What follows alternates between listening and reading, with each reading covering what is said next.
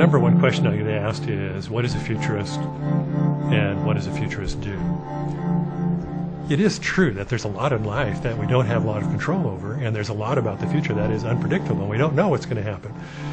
But if that's your only response to the future, you're going to never accomplish very much, and we're never going to do anything more than kind of create and recreate more efficient paths rather than doing something great or doing something that is truly different.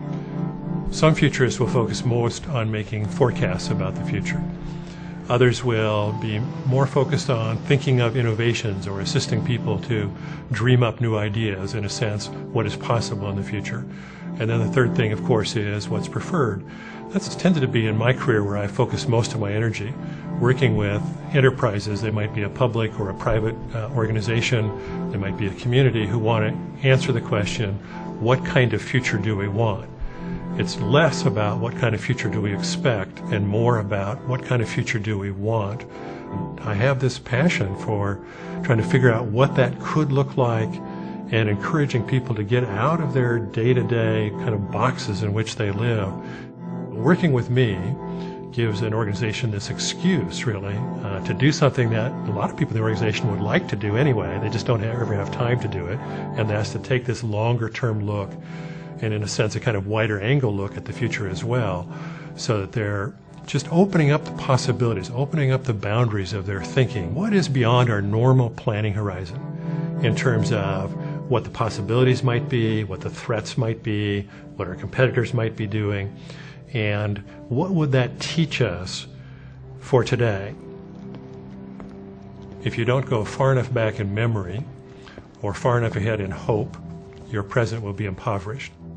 The way you think about the future tends to influence the kinds of choices that you make today. So if you just sort of keep your head down and focus on your day-to-day work, well, that's fine, you get by, but you miss out on this innate human capacity we have to remember and to dream. And if you can put those two things into your daily activity, then you have a chance to live a richer and fuller life. So what futurists have done, I think, is to say, hey, we have this human capacity, let's enhance it. Let's really take advantage of it. As a kid growing up, I had this interest in the future. I often tell the story that when I went to college, I decided to study political science because everything affects politics. And then I discovered future studies. It gave me a chance to continuously take a 360-degree look at the world. The future is not something that just happens to us. The future is something that we do, and that we, as a society, as a human species, must be able to create a better world than the one we have lived in and the one that we're living in now. One of the things that drives me as a futurist and really as a human being is interest in the longer-term future for my children. You know, if you think of their lifespan, then you really start to get to the end of this 21st century. And the question of what kind of world is really going to be left for them, what kind of world is going to be available for them. I just grew up just interested in change and changing the world, and this is the avenue that I've chosen.